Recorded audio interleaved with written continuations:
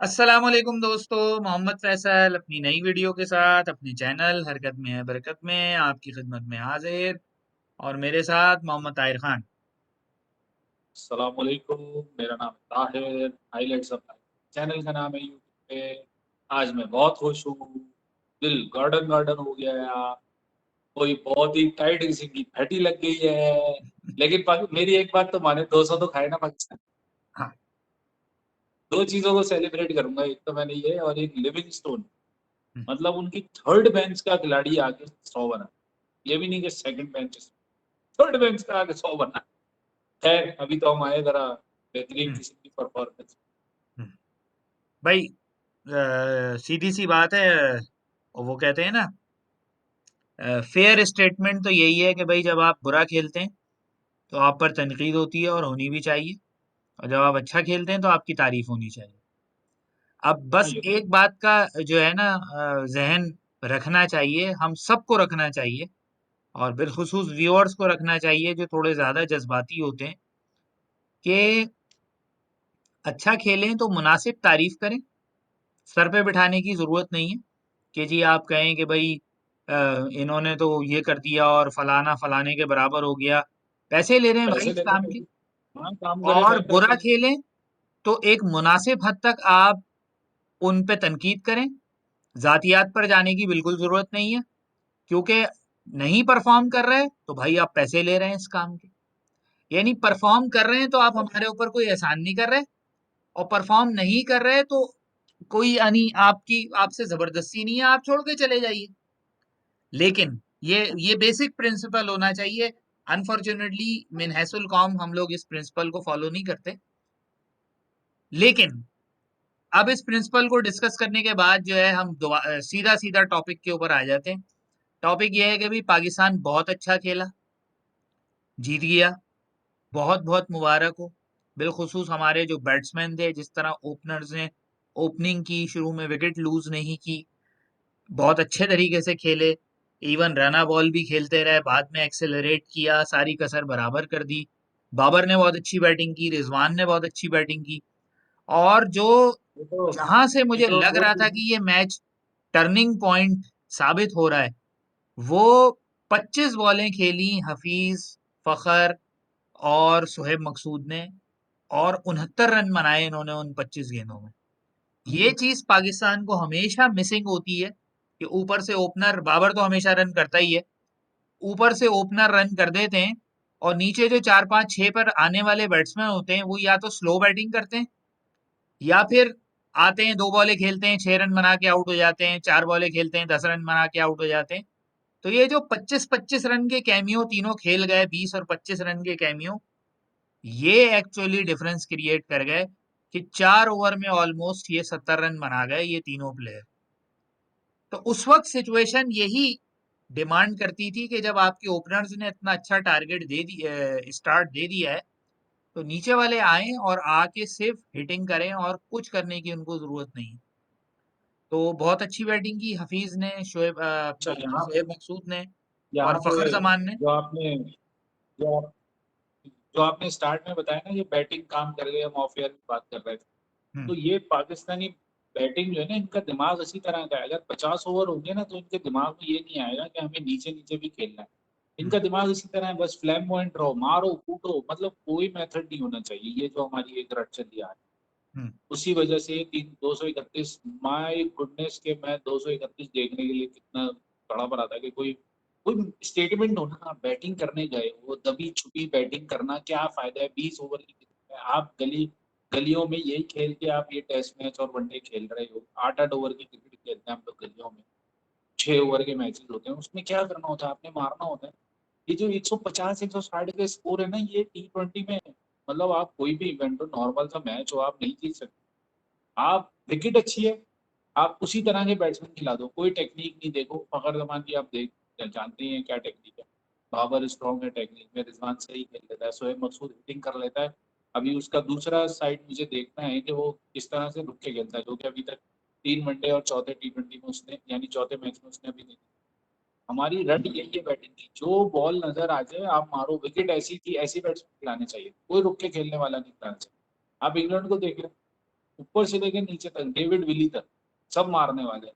सिर्फ अगर थोड़ा सा मार्जिन दे तो इयन मॉर्गन थोड़ा बॉल को मेरिट्स के हिसाब से खेले, मिलान थोड़ा सा पैरिटी के हिसाब से खेले, इसके अलावा सब कोई ऐसा बैट्समैन नहीं था जिसको दो अच्छी बॉलें हो जाए तो वो तीसरी पे हिट ना कर। T20 फिर दूसरी इंपॉर्टेंट तरीन बात, अभी हम बैटिंग पे रहेंगे, बॉलिंग में बात में पाकिस्तान के पास ये बहुत अच्छा अपॉर्चुनिटी ऑब्वियसली अवेल भी की कि हमने सबको चांस दे दिया था, जो हमारा मिडिल ऑर्डर बैटिंग ऑर्डर सब था। लेकिन मुझे सिर्फ शिकायत ये है कि आजम खान अगर हफीज के नंबर पे आ जाता तो शायद हमें एक्सपीरियंस के हिसाब से जो हमने प्रीवियस देखी आजम खान की हिटिंग, उसके हिसाब से मैं अगर देखूँ तो शायद 10 में 24 फिर भी बुरा नहीं है।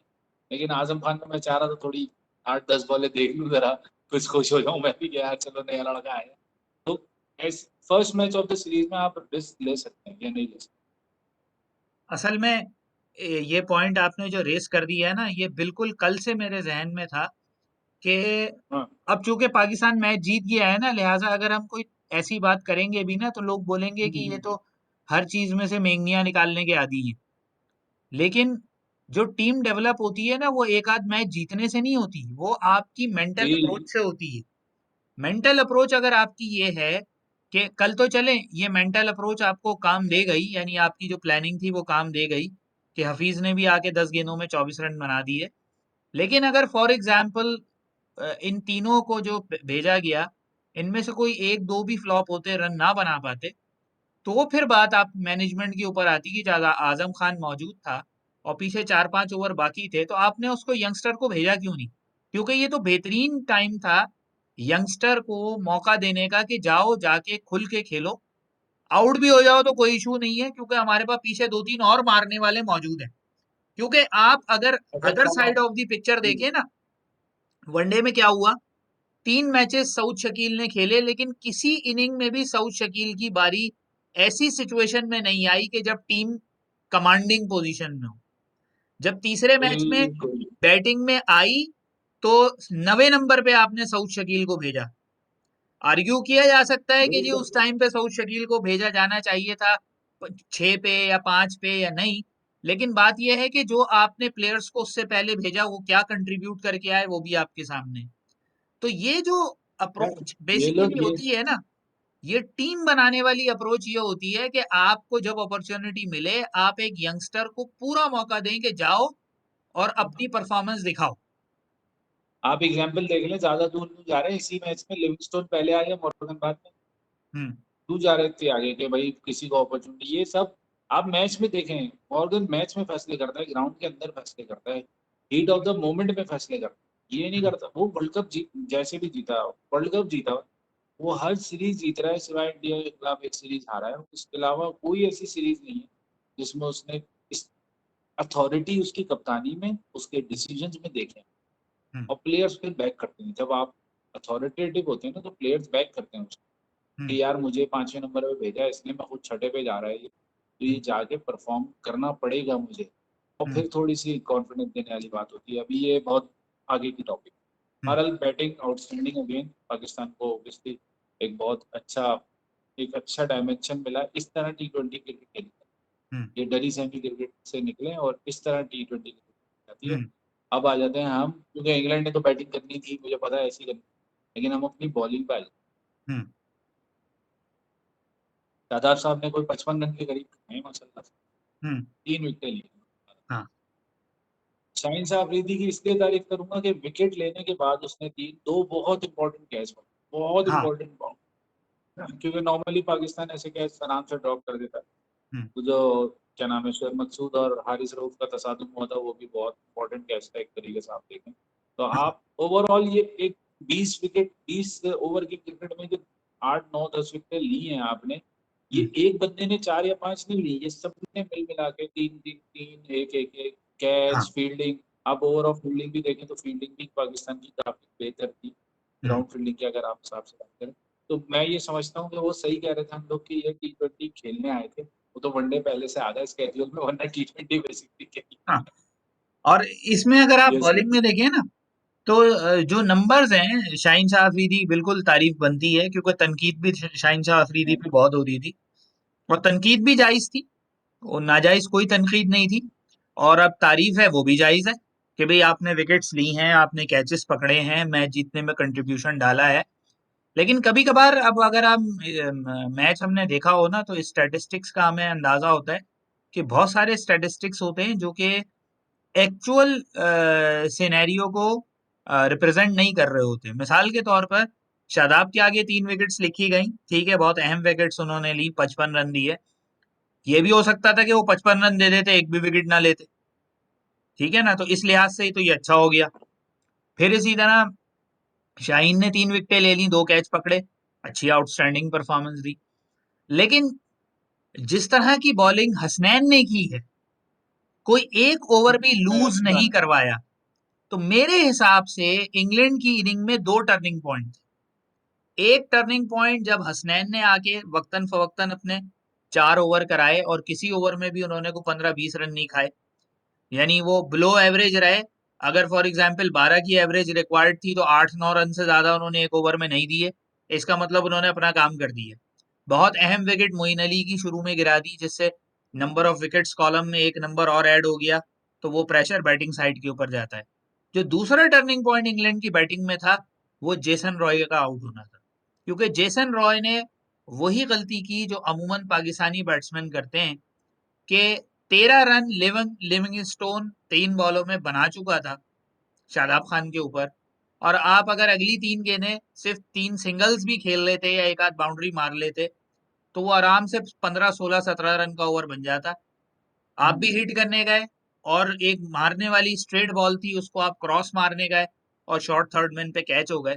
तो वो मेरा ख्याल है एक ऐसा मोमेंट था जो इंग्लैंड के लिए मैच टर्निंग मोमेंट हो गया, क्योंकि जेसन रॉय जिस तरह की 12 गेंदों में 32 रन की इनिंग खेल चुका था, अगर लिविंगस्टोन और जेसन रॉय 5 ओवर इकट्ठी बैटिंग कर जाते, तो I am afraid, like Ravi Shastri said, I am afraid कि 15 ओवर में ही 232 रन बन जाते।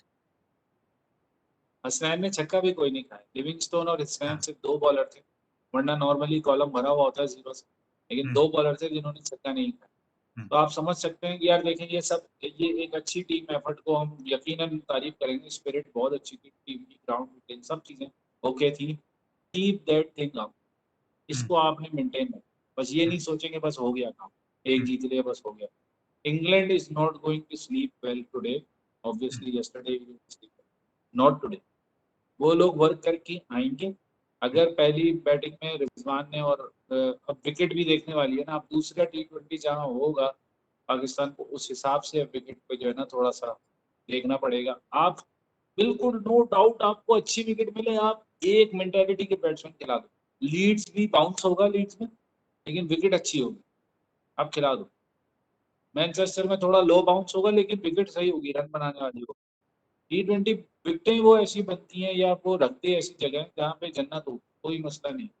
ऐसा मैच देखने में मजा आता है, फुल टाइट कुटाई हो बॉल की। नहीं मतलब T20 अल्लाह माफ करे इतना घटिया वो है फॉर्मेट के, बंदा जो है वो कानों को पकड़ लेके यार ये बॉलरों के साथ क्या हो रहा है। बहरहाल लेकिन मजा आता है कि दबी सेमी क्रिकेट से पाकिस्तान निकला। मैं खुश हूं कि यार 200 के 100, मुझे तो लग रहा था 173 पे 3 थे, हफीज और फखर खड़े थे। मैंने कहा ये एक साथ आउट हो जाएंगे, पाकिस्तान मर मरा के 197 पे 7 विकेटें 6 विकेटें इस तरह से हो जाएगा। तो कुछ और ही देखने में था, टाइट मजा है। चलें जी, यहीं तक रखते हैं, और उम्मीद करते हैं कि इस हाँ जी, मोमेंटम को टीम जो है वो बरकरार रखेगी, और इसी तरह ही जो अपॉर्चुनिटीज हाँ जी, मिलेंगी उनको एक्सप्लॉइट करेंगे और सही यूटिलाइज करेंगे। हाँ जी, और जो प्रॉब्लम हम पिछले 30 साल से देख रहे हैं कि टीम में कंसिस्टेंसी नहीं है, एक दिन बहुत अच्छा खेलते हैं, दूसरे दिन बहुत ही बुरा खेलते हैं। अल्लाह करे दूसरे मैच में ऐसा ना हो, क्योंकि जब बात आ जाती है गेम को साइंटिफिक बुनियादों पे खेलने की, तो उसमें अनफॉर्चुनेटली हम बहुत पीछे। बिल्कुल। यहीं तक रखते हैं वीडियो को। चलें जी, मिलते हैं इंशाल्लाह। कल फिर टी ट्वेंटी इंशाल्लाह है, अगली कल वीडियो टी में ट्वेंटी मिलते है हैं। दूसरा, हाँ, देखते हैं क्या होता है। तो बस ठीक है, इंशाल्लाह अब दूसरे T20 के रिव्यू और तीसरे के कल प्रीव्यू के रिव्यू साथ होगा। हाजिर हूँ।